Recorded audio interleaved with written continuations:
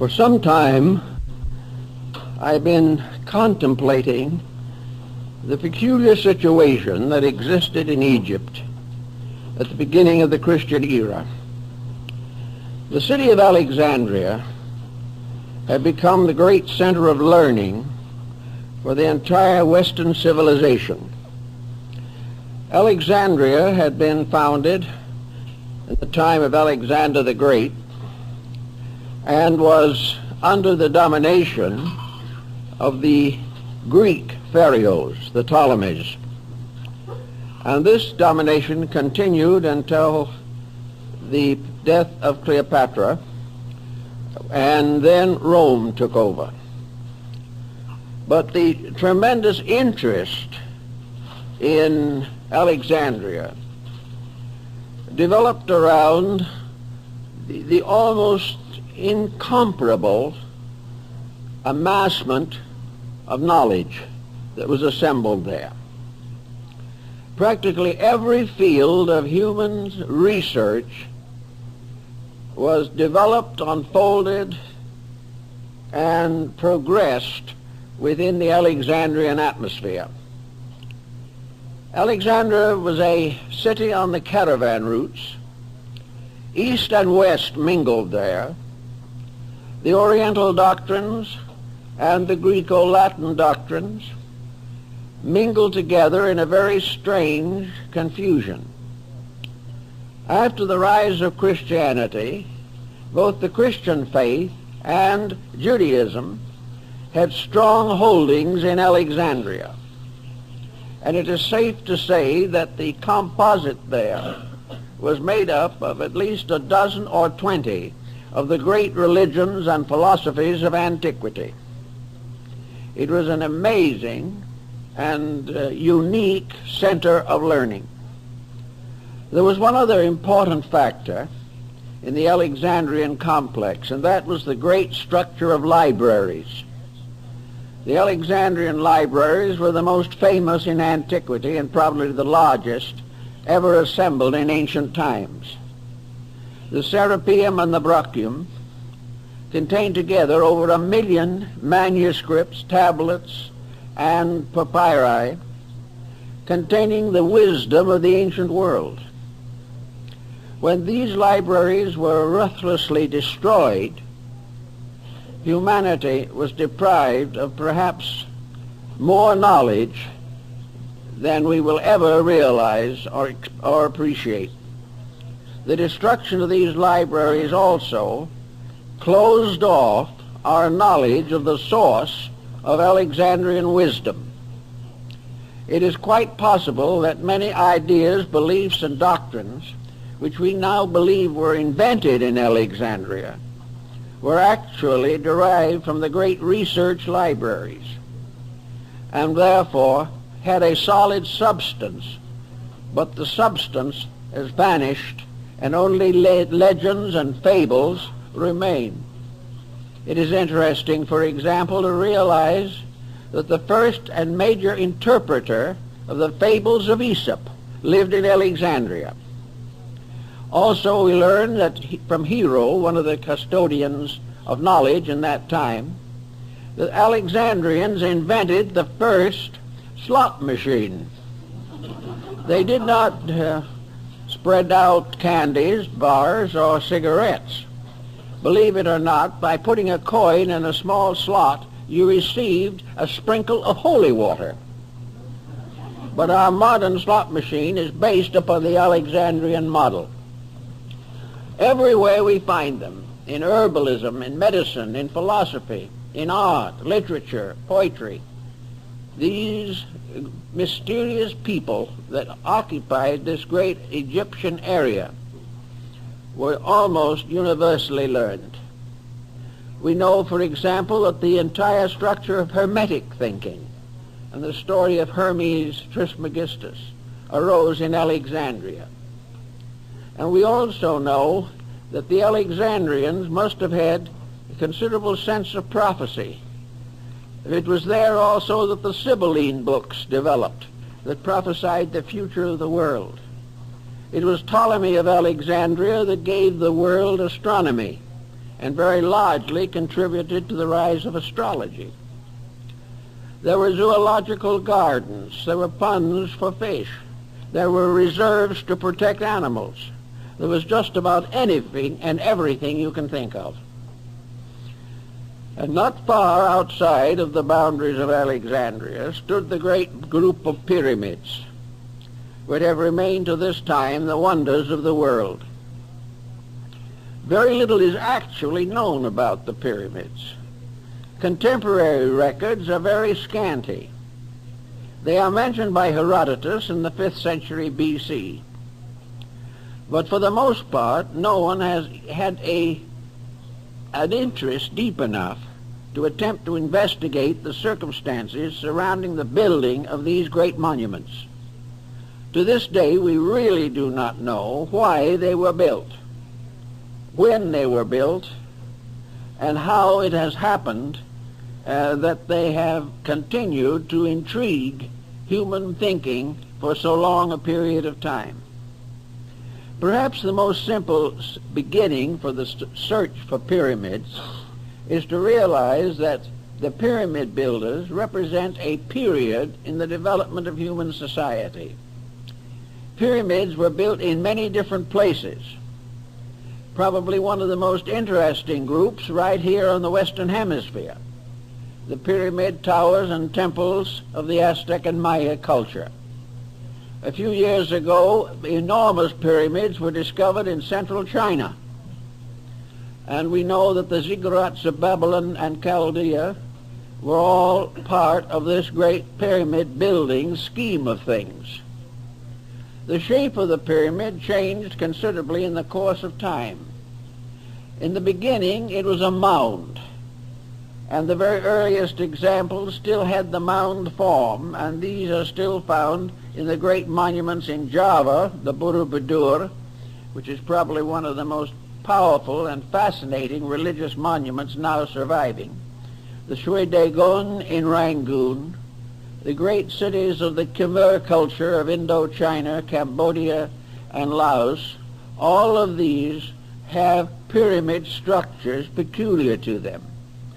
Pyramids appear, foreshortened or otherwise, also in graphic art, and among the mandalas of Tibet, Mongolia, Bhutan, Korea, China, and Japan, the pyramid design occurs frequently and represents a basis of a great meditation picture. This has led some scholars to assume that the pyramids were meditation symbols, that they were created for the purpose of reminding the individual that there was a mysterious reality underlying all the temporal and changeable patterns of mankind. In the Asclepian dialogue, Hermes describes the fact that in a sense these buildings were memorials to the divine power. They bore witness to those times and those thoughts when the gods walked with men.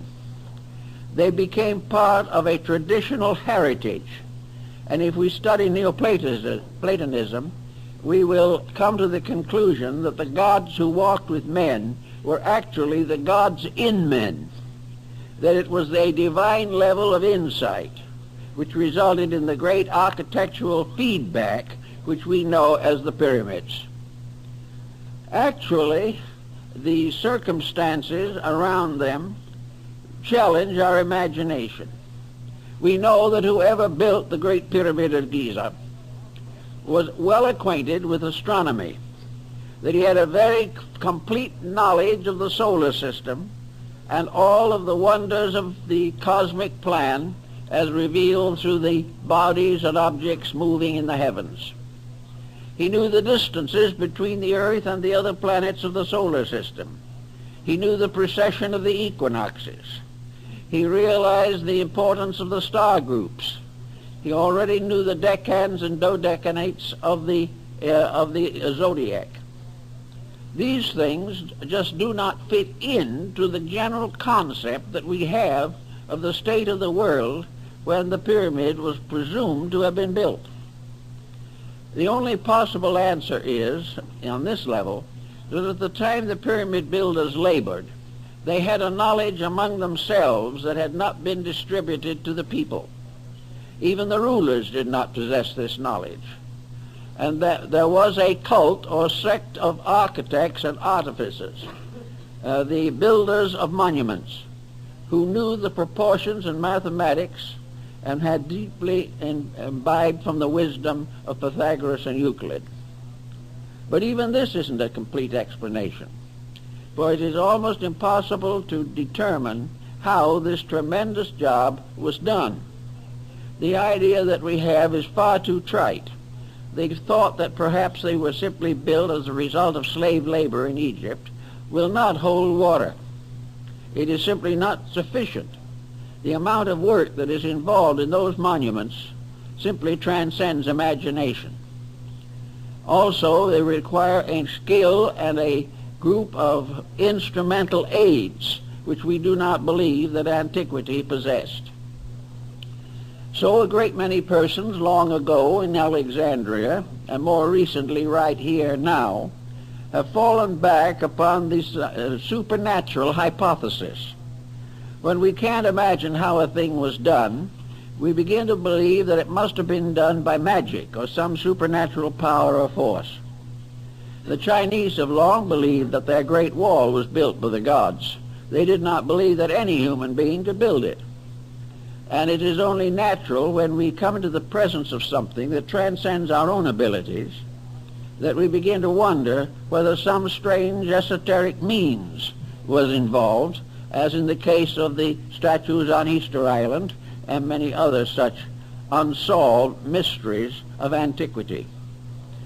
To fall back upon this supernatural theory is comforting to a degree, but it can lead us into serious complications, because we know that the Egyptians and other nations of that period were esotericists.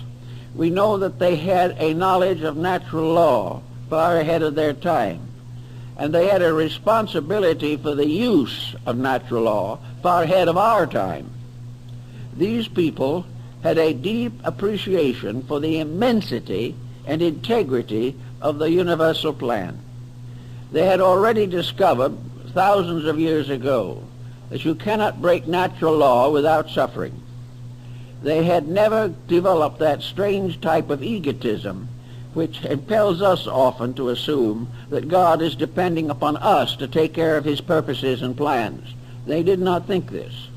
They realized or believed that they were the servants of an infinite reality.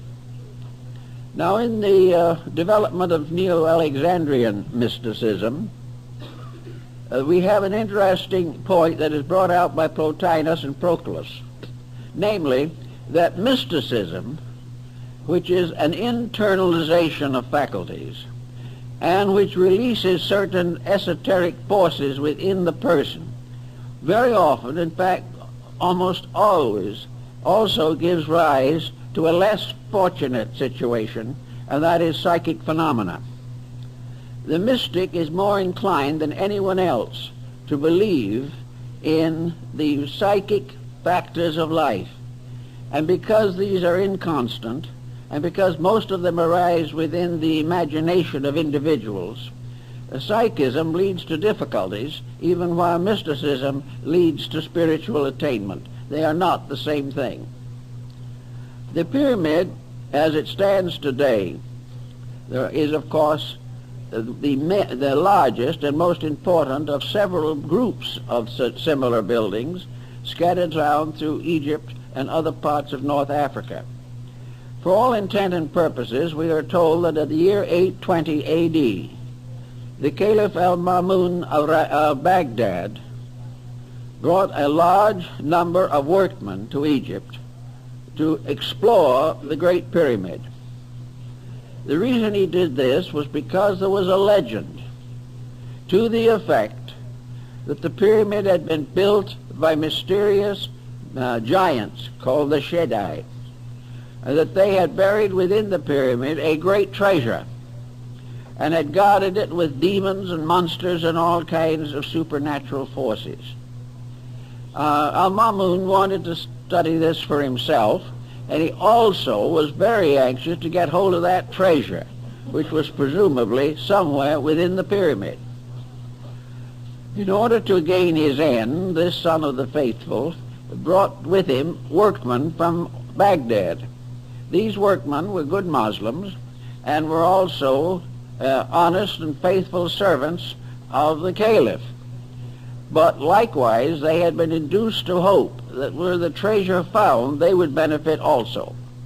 In fact, they had been assured that such would be the case.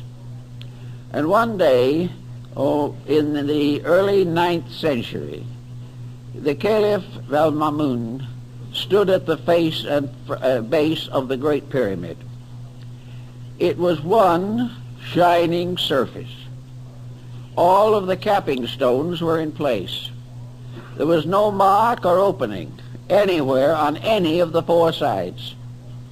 It was so perfectly covered that it reflected the sun like a mirror on all of the sides of the southeast and west, glistened and gleamed with the light of the sun, and only the north side was silent and dark.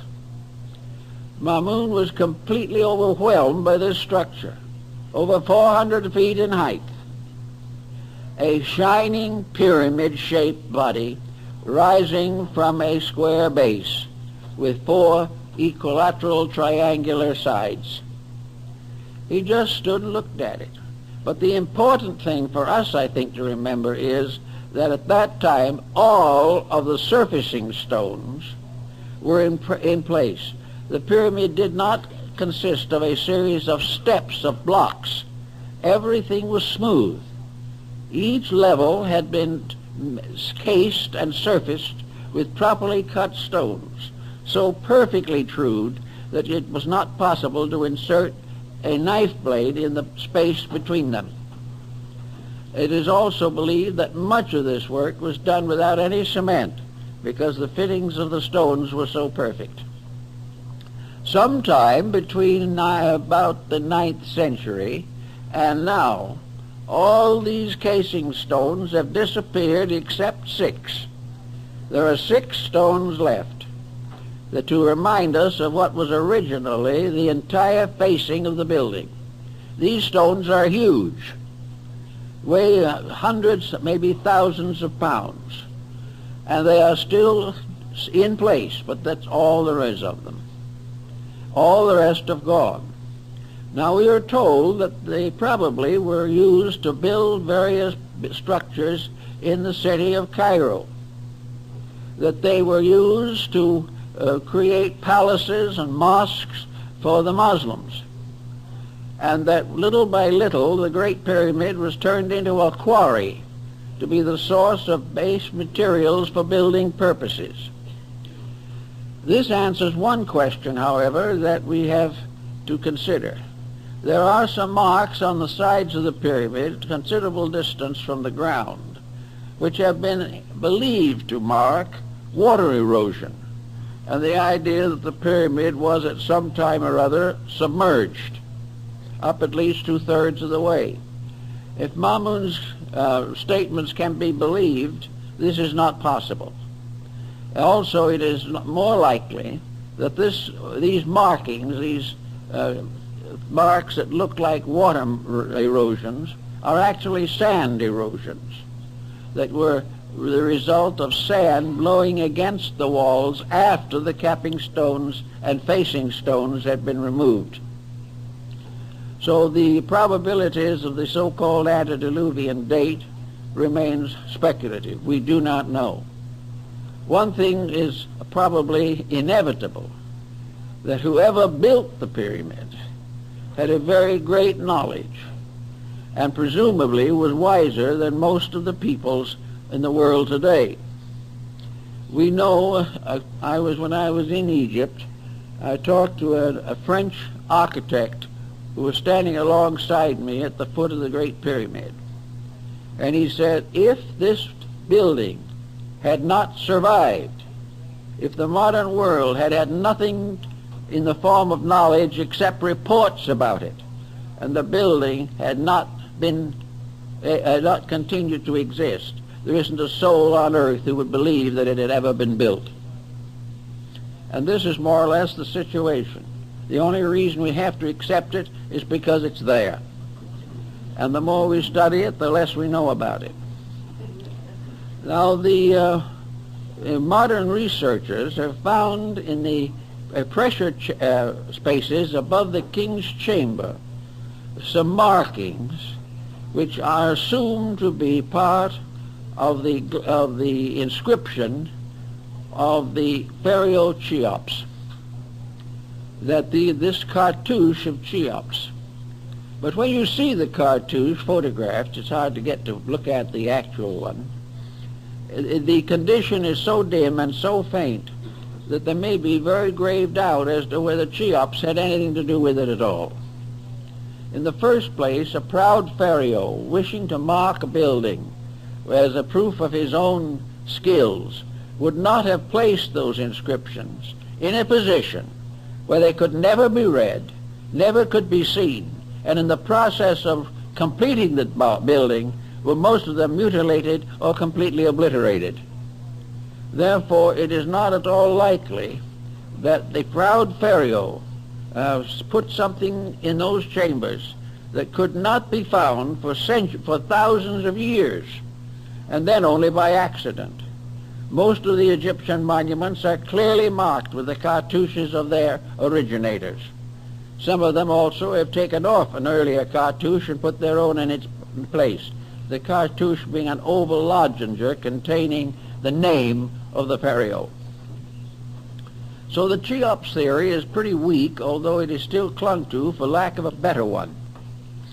And I think the real thing we have to go into in studying this is to find out, if we can, what the actual meaning of the building is, why it was put where it is, why other buildings and the Sphinx are in the same and particular relationship to each other.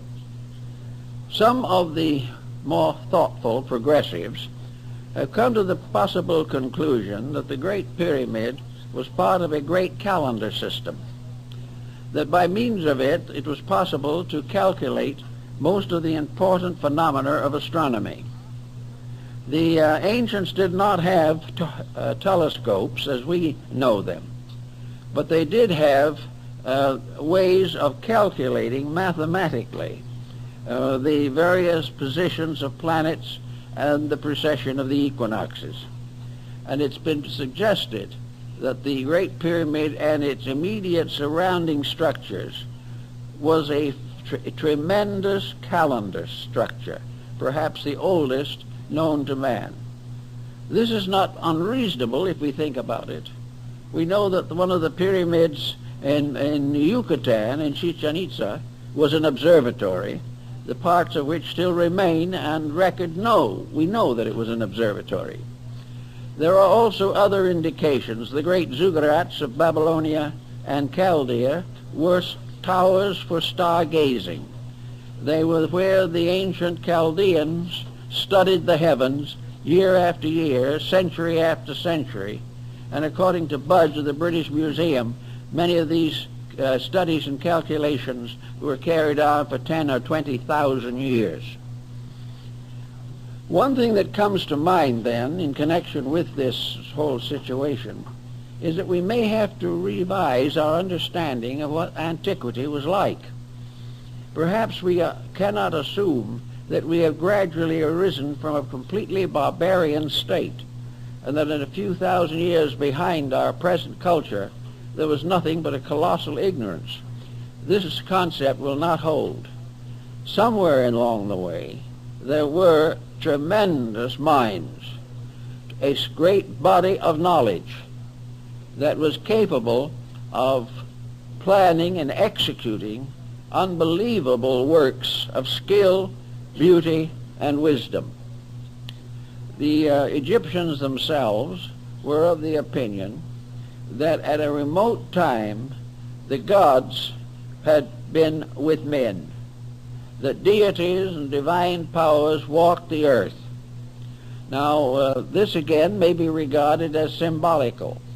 Perhaps what they were trying to tell us is that in a remote time long ago, the human being was naturally mystical, naturally had the power of extrasensory perception, naturally could communicate or understand, estimate, or react to the divine principles upon which the universe was based.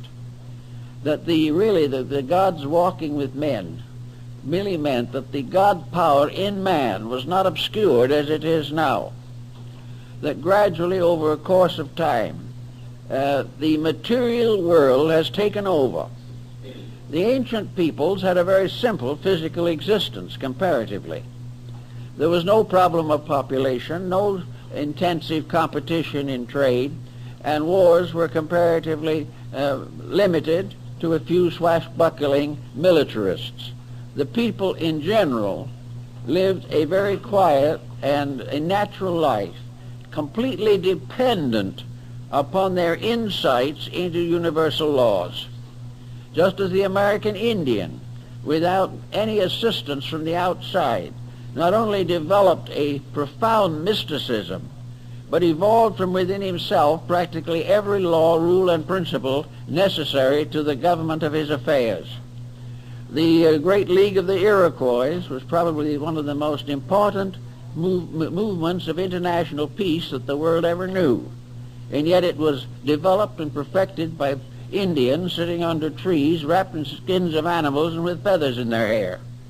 And yet these people, intuitively and internally, had a tremendous depth of insight. This depth of insight has been lost as the result of the individual being subjected to continual external conditioning. He is taught from childhood not to think for himself, not to search within himself for the answers to his problems, but to read them out of books and have them conferred upon him by physical educational processes. As a result of that, he has lost the power of direct contact with realities.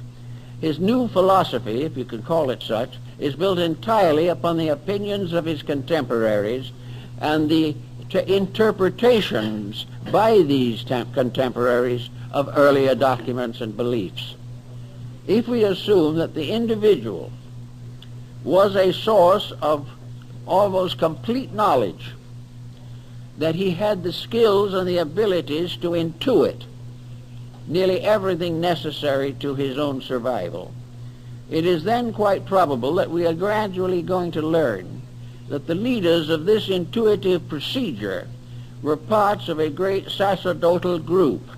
You might be willing to call them the mysterious sages, the wise men of ancient times, the first ones of the earth who knew, and the giants of mind and thought who were upon the earth in those days.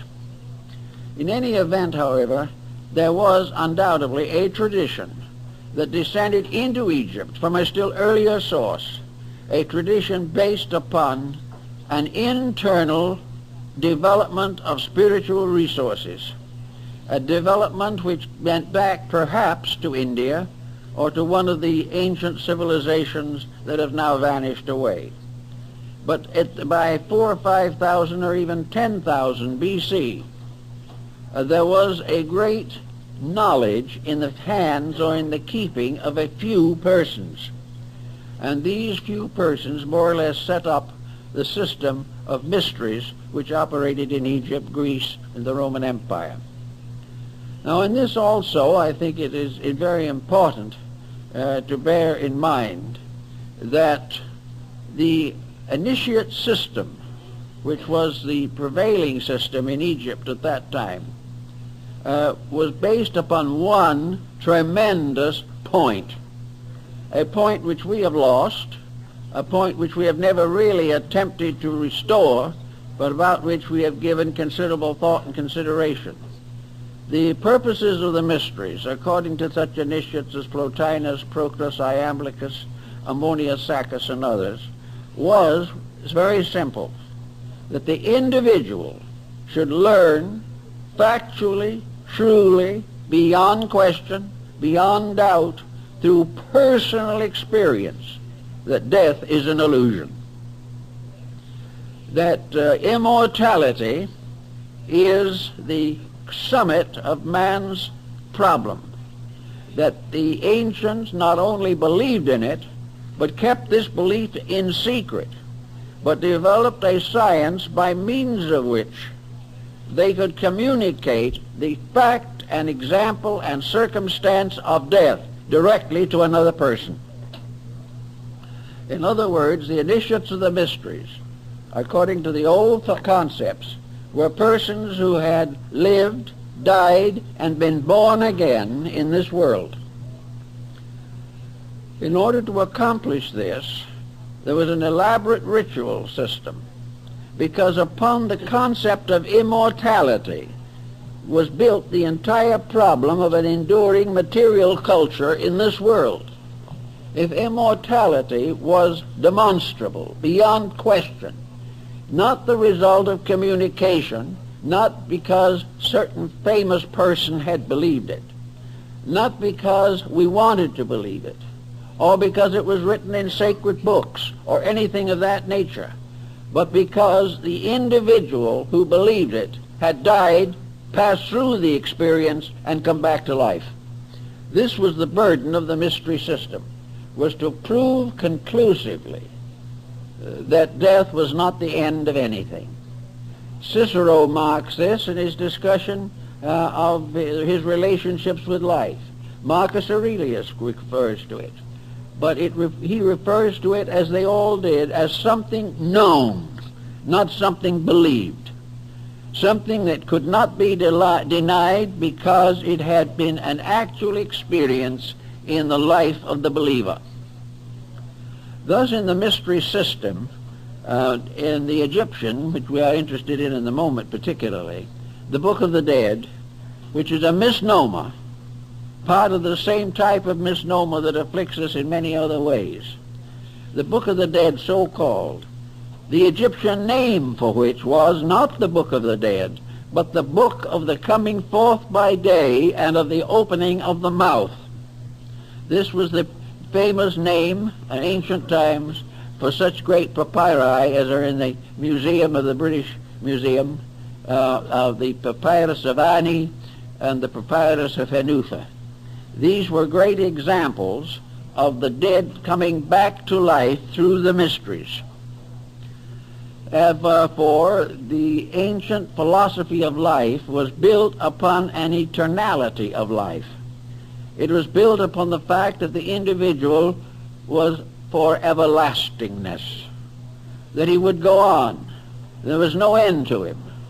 There was no one converting people to this. There was no one preaching it or teaching it. In the mysteries, the candidate went through it himself as an actual fact. And as Apuleius tells us in the Metamorphosis, the initiate in the temple tread upon the threshold of Persephone, that is the underworld, and beheld the spirits. He went into the realm of death and returned again. Eugene O'Neill's play, Lazarus Laughed, is built upon this theme and is derived very largely from the ancient teachings. In the play, Lazarus, as had been raised from the dead by Christ, lived on for a time and was finally persecuted in Rome by the Emperor Caligula. And finally Caligula threatened Lazarus with death, and Lazarus laughed at him. The man who had died laughed at the man who thought he could kill anything.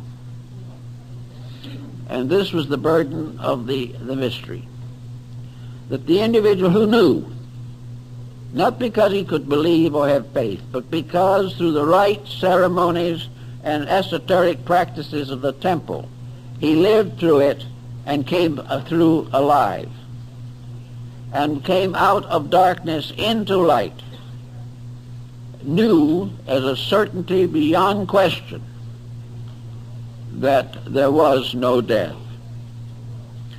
Now, we don't realize perhaps how important this point would be in the modeling of civilization. We do not realize how oppressive the concept of death is, and how the punishments of the dead in the theological systems, how they may torture or terrify the person. The main point was to establish the reality of survival and its associate belief, the consciousness or concept of rebirth. Rebirth was simply immortality, spaced out. It was a part of the everlasting, ever-livingness of everything that exists. The ancients, therefore, had very little fear of death, and something of the form of a mystical experience of this probably influenced the Christian martyrs in the Circus Maximus in Rome, when they died for their faith. There was something about it all that transformed a life of fear into a life of certainty. It also removed the dynamic importance of material existence and represented it in this world as merely the antechamber to eternity itself. Now Hermes and several of the others and people of the Alexandrian period like to consider the Great Pyramid as the tomb of Hermes. It is so referred to by the Neoplatonic Alexandrian mystics, who had quite a good insight into this particular problem. It was not a tomb for a dead pharaoh. It was a symbol of the gateway to the other world and the way to return to it again. This initiation rite was undoubtedly sustained by the use of esoteric skills and powers that we know very little about at the present time. But it was believed that it was the tomb of wisdom, the house of the hidden places, the mysterious structure, which in a sense was a monument to eternity, standing upon the earth, pointing upward with a continuing point, so that everything below verged toward the top. And it was like a finger reaching up into immortality. The word pyramid itself is derived from pyr, meaning fire. Therefore the building was flame-shaped. And in the times when the stones were all in place, it glistened like a glowing flame with its mysterious point upward. Also, it was a marker. In the Bible, it is probably the monument that was set up in Egypt, according to the Old Testament. In any event, the Neoplatonists and those of that period thought of it, likened it to a house of the second birth, the house where the individual who was born first into this world learned the mystery of it. And I believe it was Porphyry, may have been Plotinus, who said on one occasion that in human life, birth physically was the human being coming out of the womb into a body, and that this body itself became the womb of the second birth. For the individual retaining enlightenment transcended the limitation of body, and those who did not achieve this were born out of body into an unembodied state at the end of life, so that this pattern was regarded as part of the mystery ritual. Another interesting example of this particular type of thought is to be found in Judo in Japan.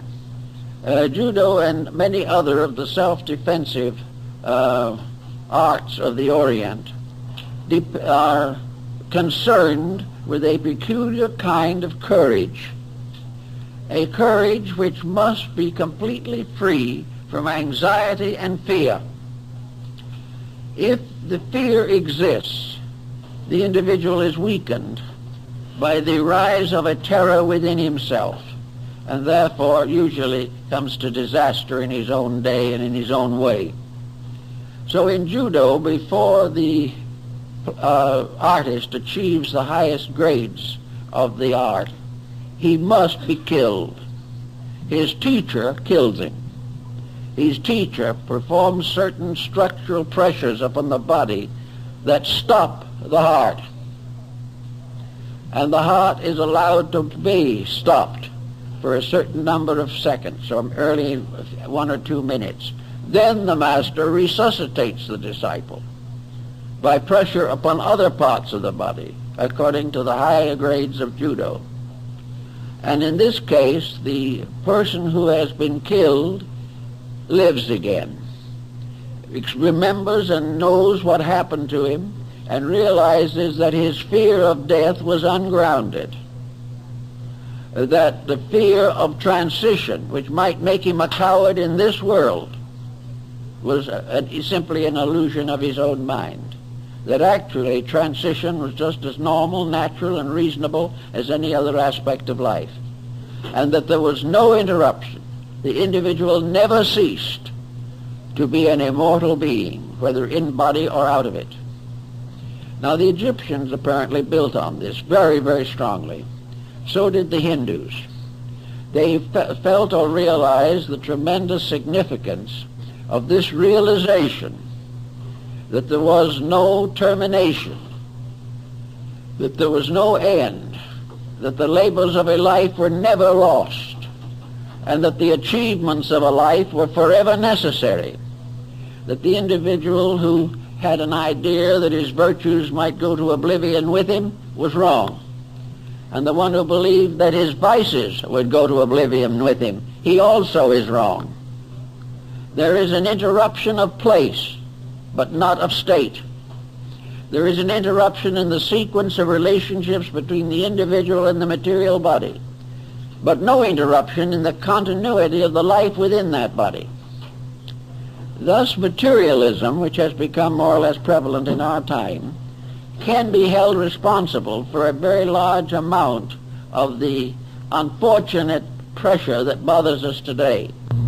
Materialism sustains crime, helps to build a constant fear, makes the individual highly materialistic because he knows no other outlet, helps to build a constant fear, makes the individual highly materialistic because he knows no other outlet, and little by little the world comes to be afraid of life, afraid of the existence of which, in which it passes its days here in the world.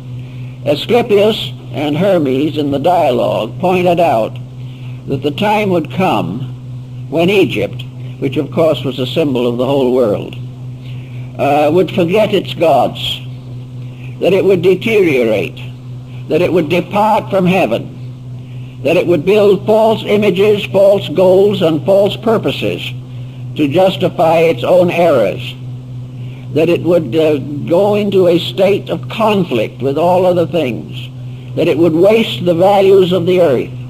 He points out definitely that the earth would be impoverished, the soil would be impoverished, that the humanity living would have no conception of its responsibilities, but would live for pleasure and profit alone.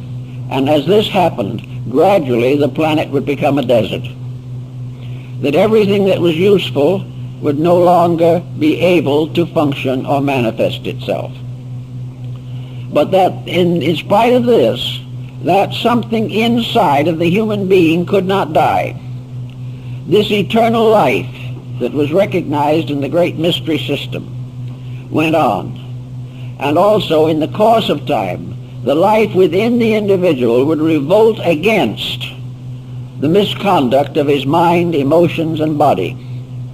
And when the great tragedy revealed itself to be the result of human selfishness, cupidity, and ignorance, the humanity would then go back to the gods, go back to the divine principle within himself, and create a new world emerging out of his own repentance, out of his own realization of his mistake, out of his own fear, perhaps, of the final destruction of himself and everything that exists. But nothing will be destroyed. It is all part of the illusion. It is an illusion which continues until the human being makes peace with universal law. When the human being accepts the governorship of the great values of life, he is then no longer subject to the infirmities of the flesh. If you look at the various sacred buildings of the world, you will notice that nearly all of them are symbols of aspiration and ascent. And for this we have to go back to the very primitive form of astronomy. The ancient astronomy divided existence into three levels, the lowest being the planes of elements, the second level being the planes of planets, and the third and higher level, the plane of the zodiac or the fixed stars. The universe had three great steps ascending, and the life of man consisted first of a descent, as in the story of the death of Tammuz in Babylonia, and finally out of the grave of materiality, a resurrection, a regeneration, and ascent up a ladder, Jacob's ladder, or the ladder of Muhammad, to ascend, as in the vision of St. John on Patmos, to the heavenly world that lay above the zodiac. This concept was a sort of skeleton upon which all of the philosophies of ancient times were built.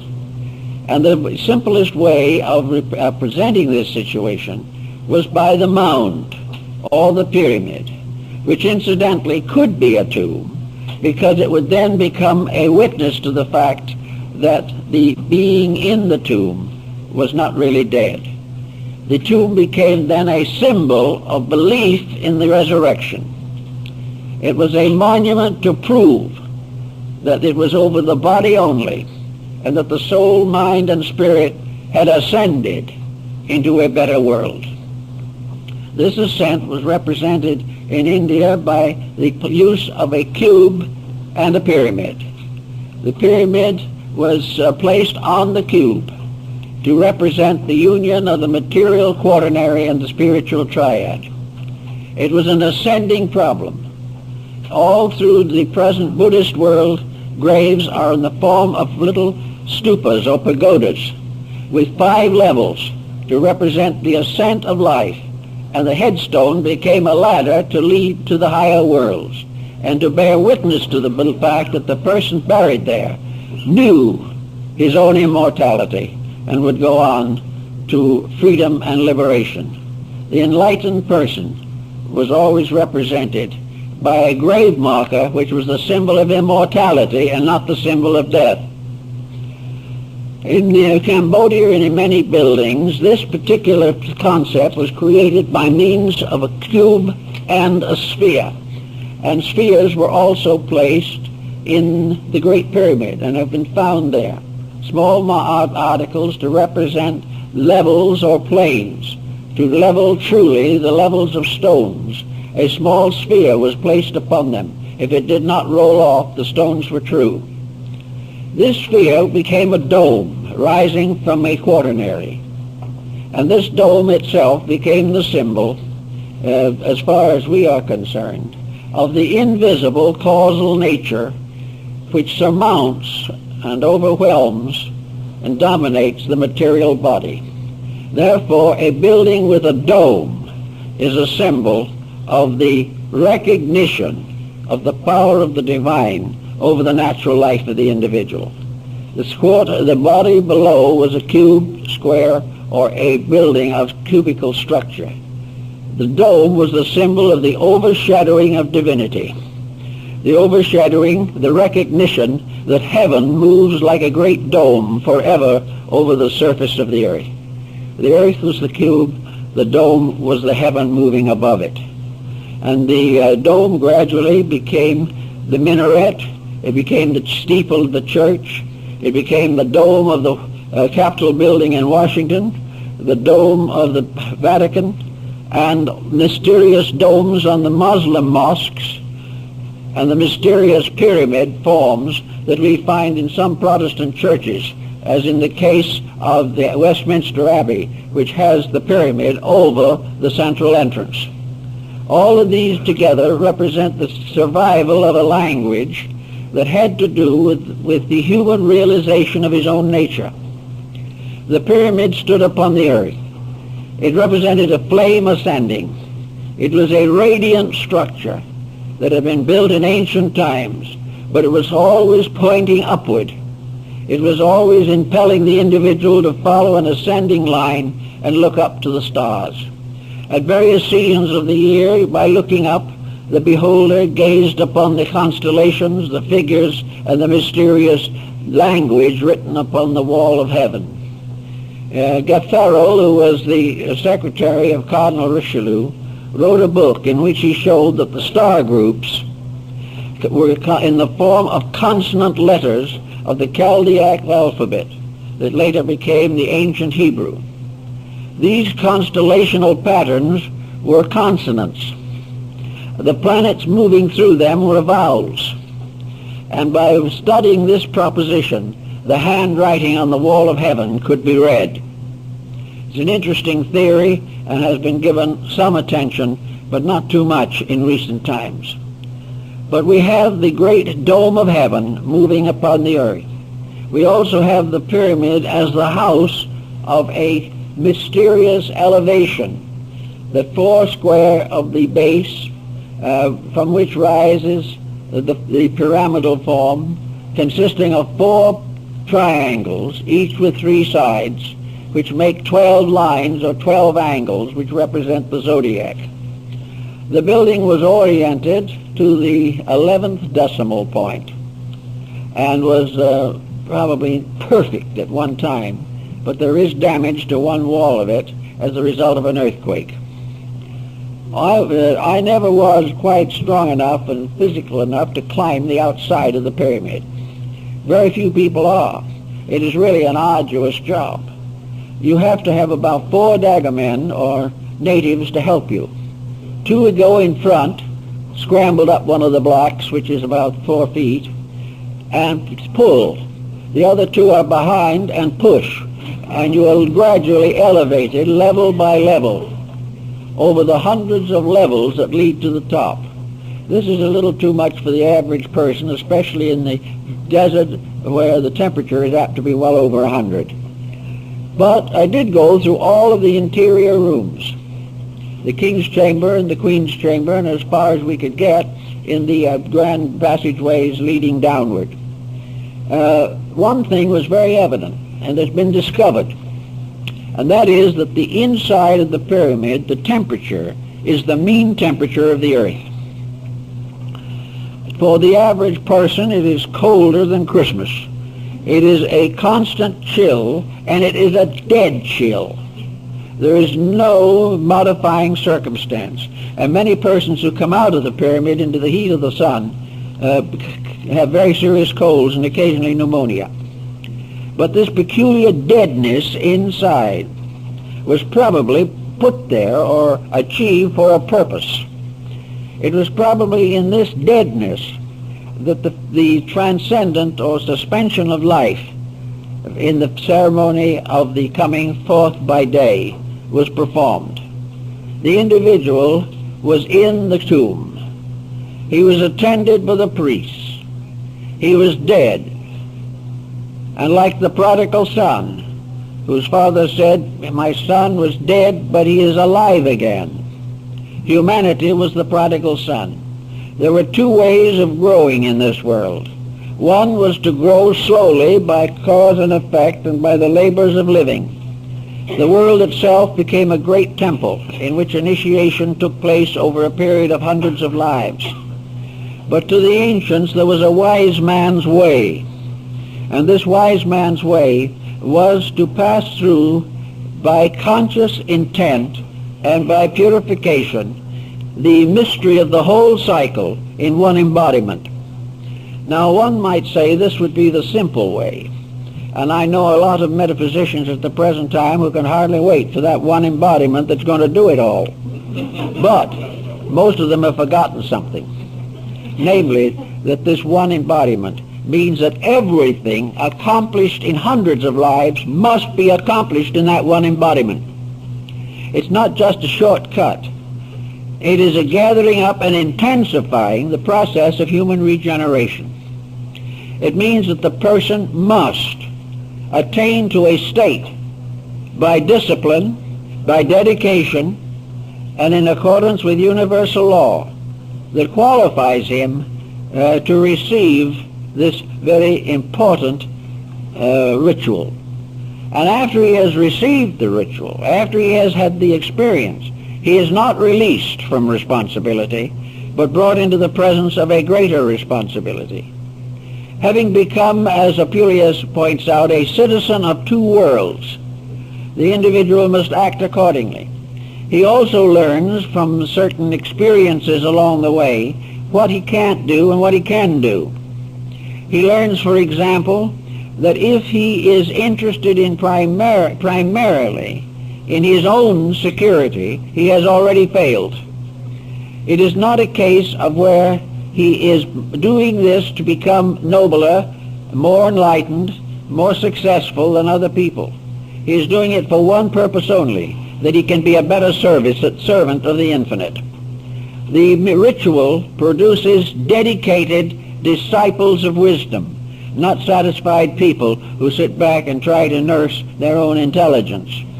It is a case in which every step carries with it a heavy burden of duty, and that the final achievement requires the complete abnegation of personal self-interest, a complete overcoming of the problems of egoism and egotism. Otherwise, all is lost. Furthermore, there can be no backsliding, because the individual must reach a state of certainty before this enlightenment is given that makes it utterly and completely impossible to backslide. He cannot get it and then fail and turn from it. If he turns from it, it means he never had it. If he fails, he fails himself. He cannot fail the infinite. So that the rituals of the initiations of those times were very, very severe. There is an account that Thomas Taylor is said to have found in the records of the British Museum, although no proof is available of it. It is interesting, at least. Namely, that Plato was initiated in the Great Pyramid. And it was there that he received his own final enlightenment. But this presents another problem. If he was initiated in the Great Pyramid in the 4th century B.C., how did he get in?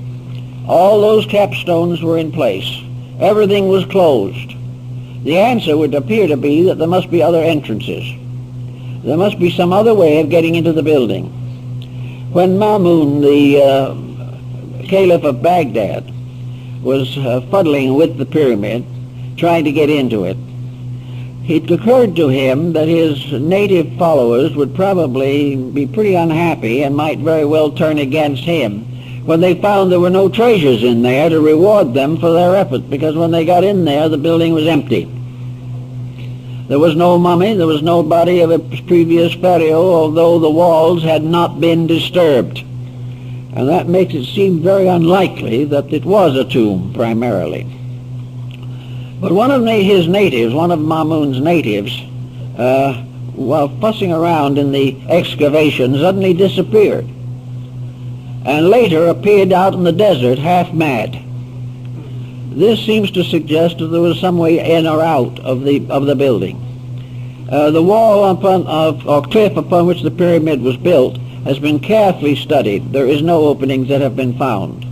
The Sphinx has been pierced with rods throughout its entire body, but no openings have been found within it. And it, of course, the Sphinx was a living outcropping of rock. It was not built. The only thing that was built were the front paws. In other words, if it was true, did the initiation ceremony take place when the person was voluntarily out of the physical body? The ancient priests were able to function out of the body. This there can be no reasonable doubt. And it is also mentioned in a number of early Christian reports.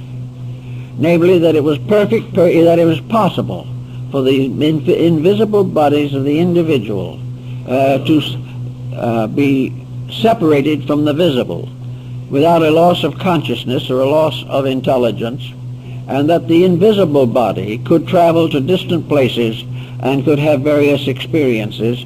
And many people believe this is a comparatively common happening in sleep, that the individual is not actually asleep spiritually, only physically, and that the superphysical vehicles are just as busy while he's asleep as when he is awake.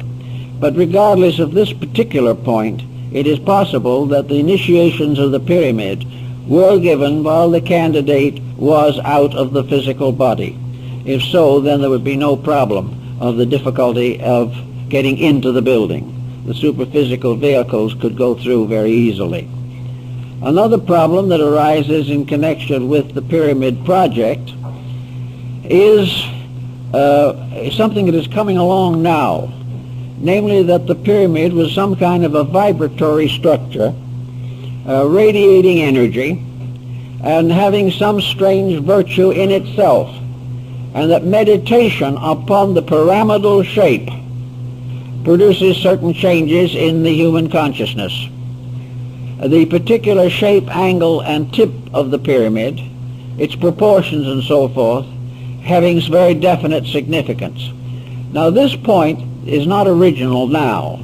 It is referred to in very ancient times, for it was believed and taught that in Egypt, it is earlier than Pythagoras of Samos, that is the 6th century B.C., the Egyptians represented their deities by symmetrical geometric solids, and that in the temples, the 5 perfect solids were used to represent the principal deities, that each of them with a different shape, a different proportion, and a different arrangement represented one of the deities, and that, most important of all, the contemplation of these forms had meaning, that the contemplation of the symmetric solids could heal disease, could expand consciousness, could relieve the mind of distress, and could calm the emotions.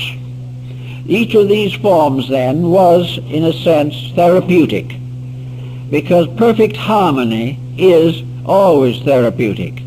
If music as harmony can improve health, then we may say that the harmonic solids are a form of music captured in material like metal, stone, or crystals, and have the same effect as music, color, or any other therapeutic factor. Form and shape exercise a spiritual authority over the individual. Now this was known to the Chinese, or at least believed by them, and we find traces of this in the I Ching.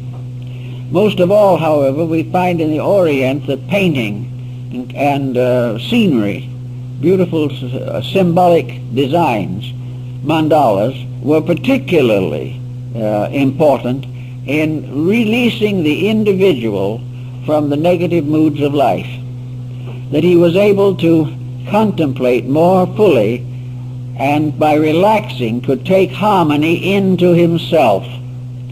One of the problems we face today is the constant pressure of inharmony. We live in a world in which very little is the way we wish it was. We are all constantly under the pressure of worry, anxiety, fear, despondency, irritation, aggravation. These things press in upon us all the time. We are also afflicted by the very appearance of our civilization. There is nothing more depressing than the average city, and there are very few things much more depressing than the average house, because people simply have not the insight or the understanding to build structures suitable to the release of their own consciousness. The individual concerned only with physical comfort may live in an environment which makes his spiritual nature completely uncomfortable. Also, public buildings now no longer have their foundation in the Dionysian artificers of old, who built buildings according to the laws of the gods and the geometry of nature. Today we build them largely to look like blocks of ice, because that is the cheapest way to put them together. They cost millions as it is, but they have nothing. There is no warmth, there is no real beauty, But finally, the average individual tries to put his own concept of beauty into them and looks at one of these atrocities and says it's wonderful. Simply because he has become accustomed to something that was not right, until he finally accepts deformity as normalcy. This type of thing the ancients didn't believe in. And probably the most perfect structure that antiquity knew was the pyramid. The pyramid had several advantages. First of all, it was simple. It had no details. It had no structural peculiarities that would distort or clutter up the fine mathematical proportion. It was a perfect example of geometry. It was in all its parts balanced, orderly, methodical. It was exactly what it appeared to be, and it was in all ways suitable for the sacred purpose for which it was intended. So this type of building had the simplicity of an almost archetypal reality. What most people do not realize is that ultimately the universe is very simple. It is man who complicates it. The universe is a simple process unfolding in its own way and has always been a direct unfoldment of principles. Man, however, has confused the issue completely. He has distorted and rearranged things for his own pleasures with no consideration for their essential natures or the principles for which they were intended. Recently, in Java, on Indonesia, a restoration process has been used on the Great Pyramid at Jakarta, known now as the Borobudur. This great Buddhist monument is another one of those mysteries. It is a pyramid. It is a perfect pyramid in a sense, but it represents a different philosophy of life. Therefore, it is presented with somewhat modified symbolism. Up to about 25, 30 years ago, this great monument, which is probably one of the largest religious structures on earth, was gradually fading away. The rock from which it was composed was weathering out of existence. The lack of adequate foundation was undermining its stability, and suddenly the world decided something should be done about it.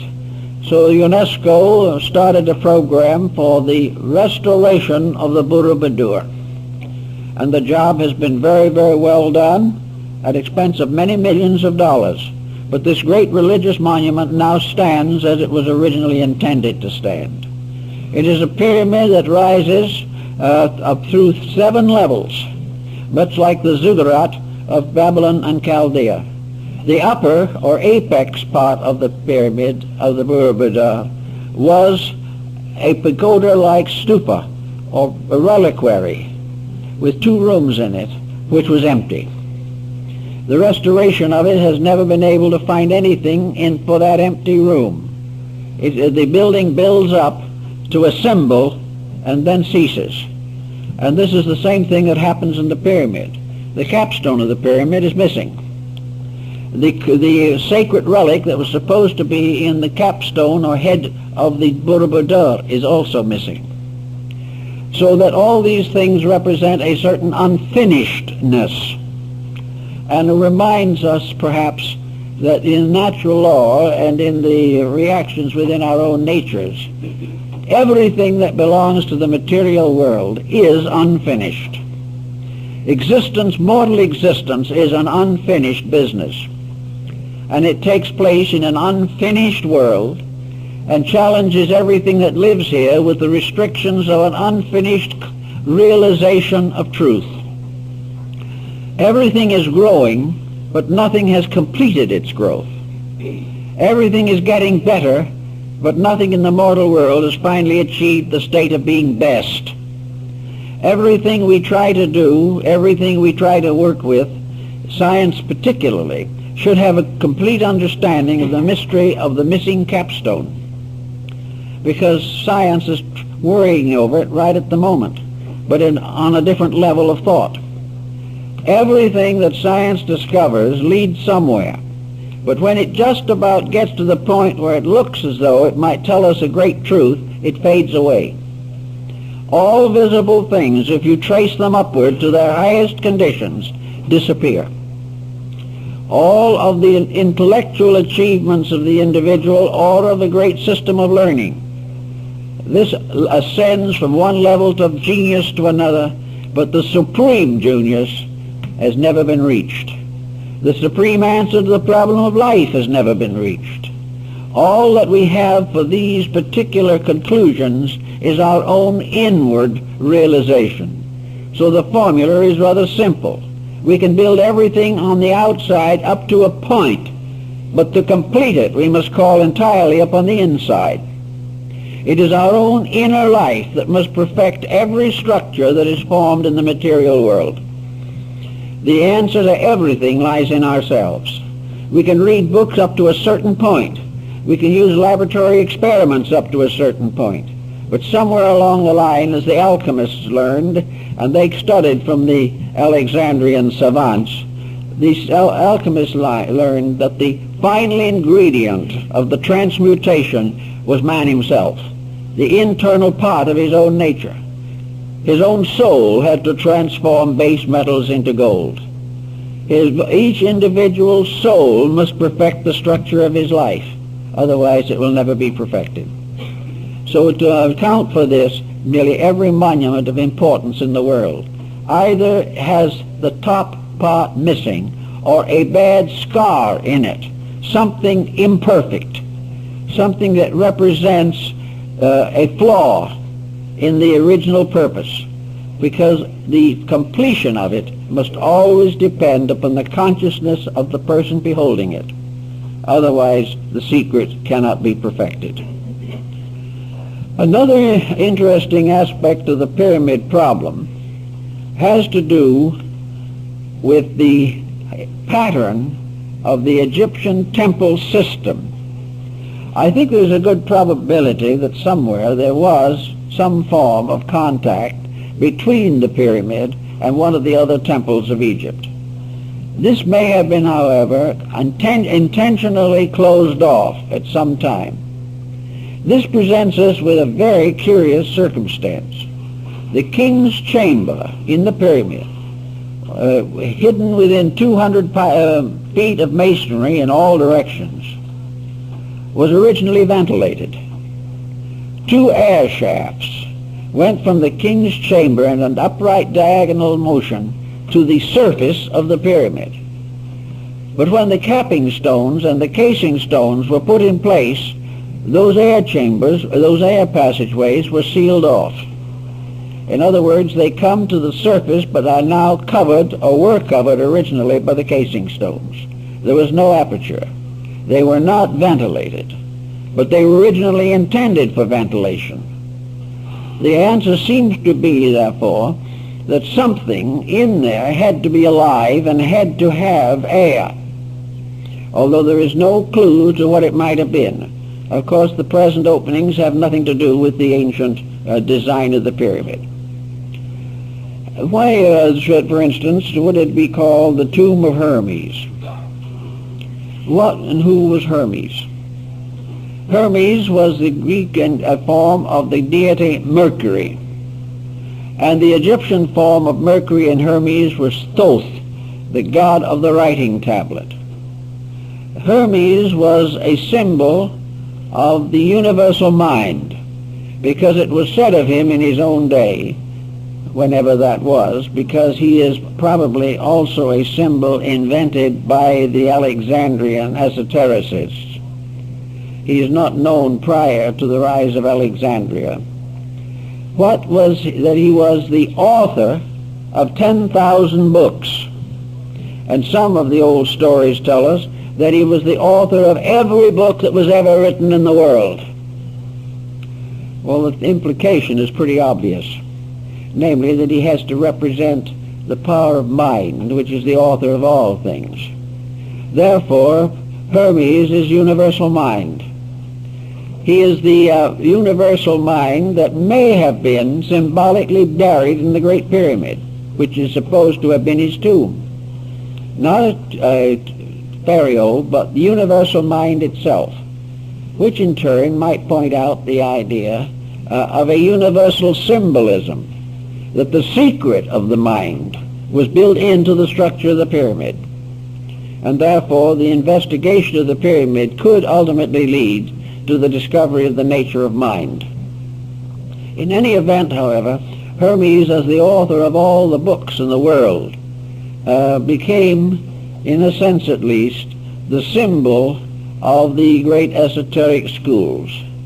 He became the scribe of the gods, the interpreter of heaven.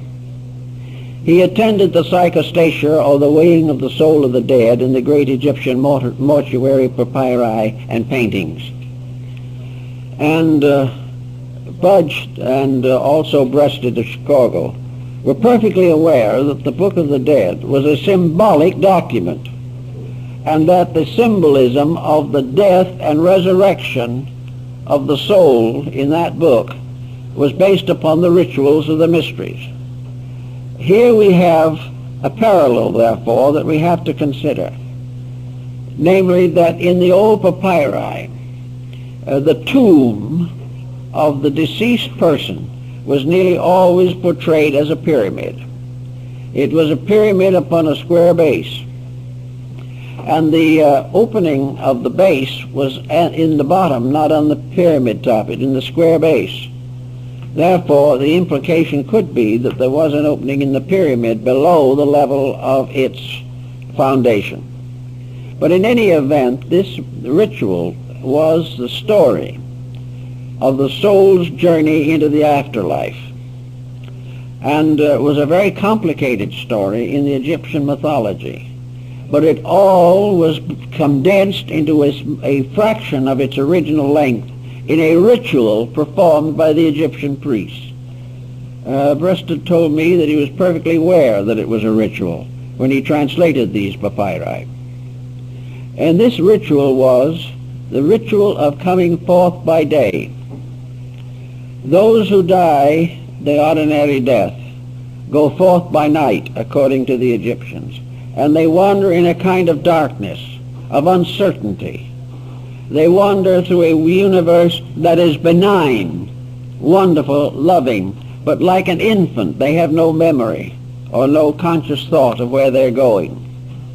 So those of that type who just simply die as they have lived, asleep as to reality, who have never improved themselves by any conscious effort, these are the little ones. They're not evil, they're not doomed for perdition, their mistakes will not prevent them from growing, but they are still unable to come forth by day, which means they cannot come forth consciously. They cannot come forth lighted by their own inner light. So they are the ones who must wait, or must go to the Amentet. The Amentet, or Elysian Fields, being the paradise of Egypt. The soul of the Egyptian who died went on into the other world and did what he did here. There is the story, of course, of the moneylender who died in Egypt in the old days. He was a good man. He was honest in his money lending. He never cheated anybody. He was very sincere, but he had no knowledge of anything but money lending. So when he died, they gave him a table and some small change and told him to keep right on going. So he kept on borrowing, and Monday, as a ghost, he lent money to spirits that did not exist except in himself, and received interest on them, and lived very happily, enjoying the life he was familiar with. And this he would continue to do until he was brought back into embodiment. And then gradually, little by little, he would outgrow it. But there was no force in it, there was no evil in it, there was nothing terrible that was going to happen to him. He was going to be very happy because he was a good man. Virtue rewards with happiness in the afterlife. It may not result in illumination, because the average person who passes on will not be happy with illumination. He will be happy only with the things that are familiar to him. The way of life he has always known is what will make him happy. But after the initiation rites have been performed, the individual comes forth by day. He realizes his place in the plan. He realizes what is next for him. He realizes that going into this larger life is an opportunity to correct all failings of his own thinking. They will come closer and closer to the eternal truths, which are the source of his ultimate union with deity. So by coming forth by day, he comes consciously into the afterlife, fully equipped to face its mysteries, fully equipped to adjust to its circumstances, and already able, at least dimly, to perceive the face of the great God that hides behind the veil.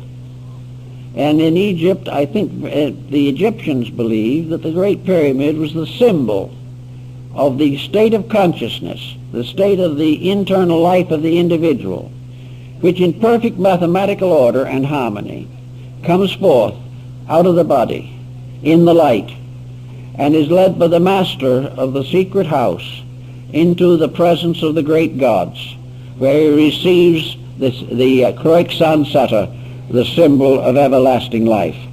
Everlasting life is not the fact that we live forever, for we do that whether we know it or not. But everlasting life is to know it, to realize it, to understand it, not to doubt or to fear. We have a life, as the Egyptians said, unto everlastingness. But only those who have retained a certain inward light know for certain that which others hope. And as one of the Roman philosophers said, wisdom brings knowledge to those who have hoped, and brings perfect understanding to those who have lived in a certain optimism, but not certain of that which is to come. But the mysteries may put the whole universe in order. They put the individual in order. They made everything as it was and as it should be. And the pyramid, according to the Egyptians, was a testimony set up under the directions of deities and their architects and artisans, so that all men might know that forever and ever the great light, the great good, and the flame of aspiration would burn in man. And if as long as it burns in man, it will burn in the world. But if it goes out in man, it goes out forever. So the wisdom of the ancients was to continually introduce and initiate the worthy into the real purpose of the plan, to help them to understand the great dignity of life, the great value and virtue of obedience to law, and that forever the pact between heaven and earth was sealed by the symbolism of the pyramid. This is what the Alexandrians worked out and thought about it, and I think it comes rather close to the facts of the matter. Well, I guess that's all for today.